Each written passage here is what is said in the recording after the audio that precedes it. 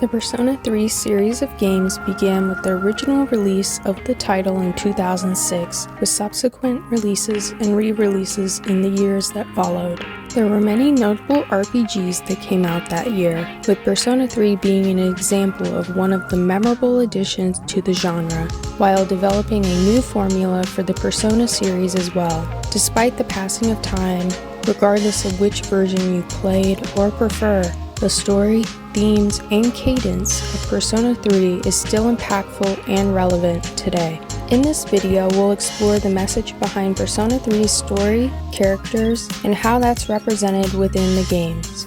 Let's get into it.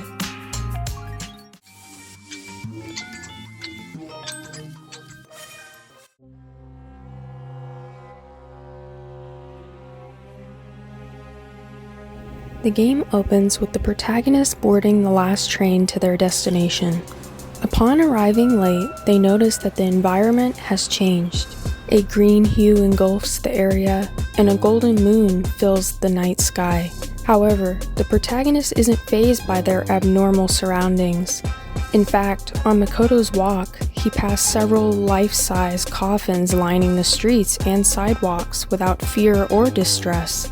This alludes to the fact that death is a concept we're all acutely aware of and is figuratively present at all times, but many people often put the idea in the back of their mind or aren't consciously thinking about it. Specifically, as the Persona 3 director Hashino described it, most students only think of death as an unfortunate incident or an accident, something that is rare and a random thing. In fact, I'm pretty sure that even many people in their 30s haven't given any serious thought to things like life and death.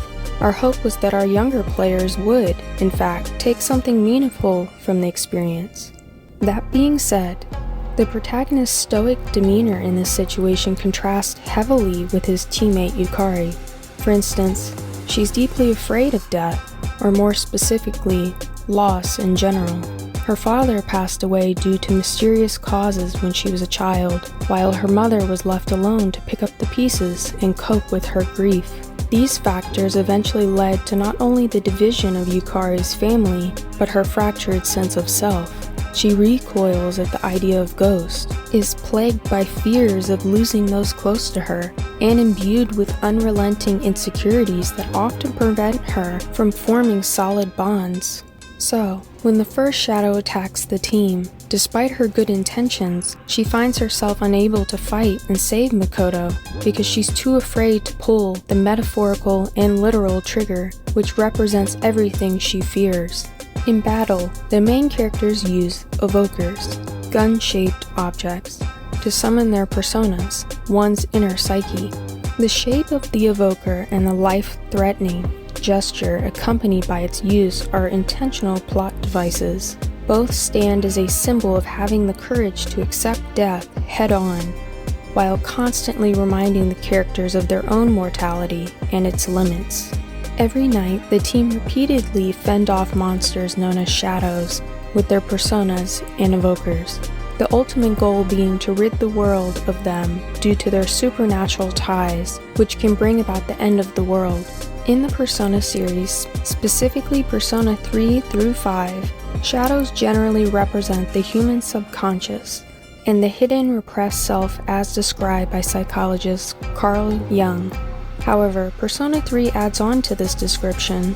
In the Persona 3 club book, shadows are depicted as the physical fragments of the mythical creature Nyx's psyche, which live inside of everyone and can be released into the physical world due to the human feelings of despair or hopelessness.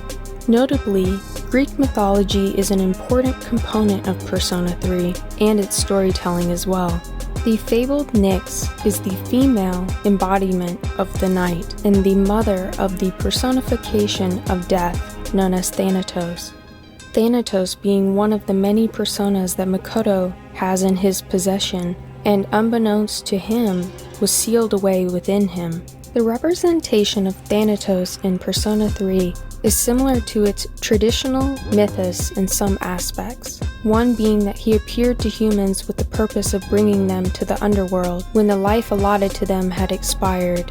In the game, Thanatos, formerly known as Ryoji in his human form, acts as the appriser for Nyx, and is intended to bring about the apocalypse from atop the looming tower known as Tartarus. In Greek lore, Tartarus was synonymous with the underworld, and a place where gods would imprison their enemies. In one of Plato's Socratic dialogues, he describes it as a place where souls are judged, and where evildoers receive divine punishment for their sins.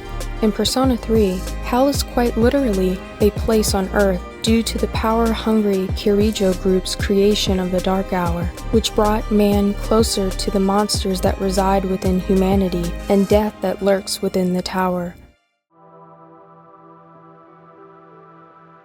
As much as the game emphasizes the theme of death, it also frequently reminds us that through the protagonist's bonds, known as social links, we live. Persona 3 introduced daily life and social link segments to the series, while altering the party's persona capabilities. In prior titles, Persona 1 and the 2 duology, interacting with characters were limited to primarily narrative sequences, demon negotiations, and in common areas, shops, etc., in between battles. They were similar to their SMT roots in many regards. The main focus of Persona 1 and the duology's gameplay was traversing the world, fighting demons, and progressing the story while deepening one's bonds in the process. Those are all still important aspects in Persona 3, but where it differs is that much of the game's emphasis is on exploring the protagonist's school life and friendships, both in and outside of SEES, with its calendar system. Just like in life, the time Makoto has in a day and the opportunities to hang out with loved ones are finite. Social links may not be directly tied to the main campaign, but enhance it indirectly by letting the player experience the full spectrum of the protagonist's life and relationships, while providing more depth to the characters that were more ambiguous. Similar to real-life relationships, they have ups and downs, and sometimes you don't say the right things, which is where reverse social links come in. If Makoto doesn't spend enough time with certain people while prioritizing other bonds, has a couple holiday invitations on the same day, or says or does something unsatisfactory, these can all lead to reverse social links, which take immense effort to repair. Additionally, through his interactions, the main character can learn more about himself and how he wishes to live, while giving him the resolve to keep fighting. In previous entries, all of the party members could utilize numerous personas, while in Persona 3 only the protagonist can do so. Wielding multiple personas in battle was intended to show the various masks or faces we wear throughout the day, but is intentionally only reflected by Makoto in this game.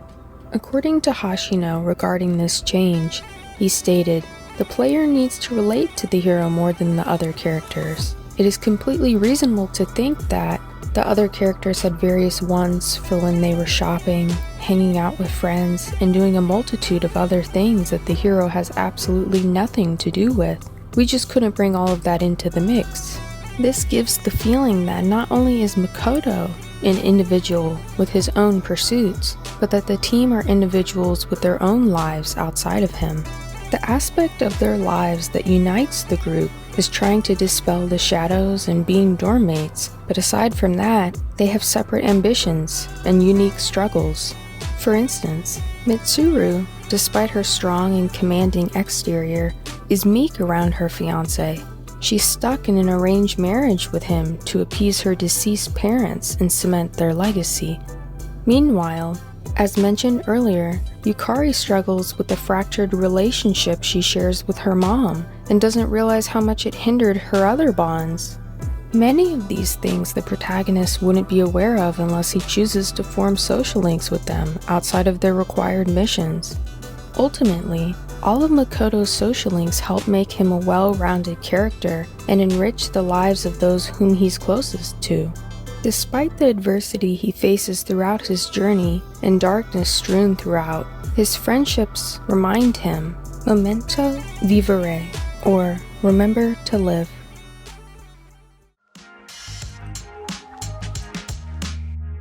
Now that we've talked about what the multiple different versions of Persona 3 have in common, their overall story and themes, one might ask, how did they differ, or which should they play? Each of the versions have their own unique flavor to add to the formula, while having their fair share of drawbacks as well. For example, the latest iteration of the Persona 3 series, Persona 3 Reload, has recently played its hand at remaking the game.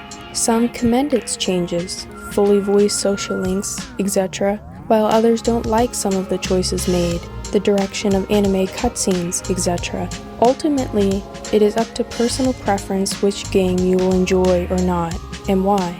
Like much art, it is a subjective matter due to it being an expression of our own perspectives and lived experiences. Also, what each person looks for in art and their interpretations of it will often vary from person to person. The same can be said for Persona 3. However, what I can say is, regardless of which version you've played or prefer, the Persona 3 series' overall story, characters, and themes are worth experiencing in some capacity. It's a beautiful tragedy about the inevitability of death, the gift of life, and the vitality of our bonds. Adjacent to quite literally a Greek tragedy, with its narrative being more or less a love letter to one. For instance, the Collins Dictionary defines one as the protagonist, usually a person of importance and outstanding personal qualities, falls to disaster through the combination of a personal failing and circumstances which they cannot deal.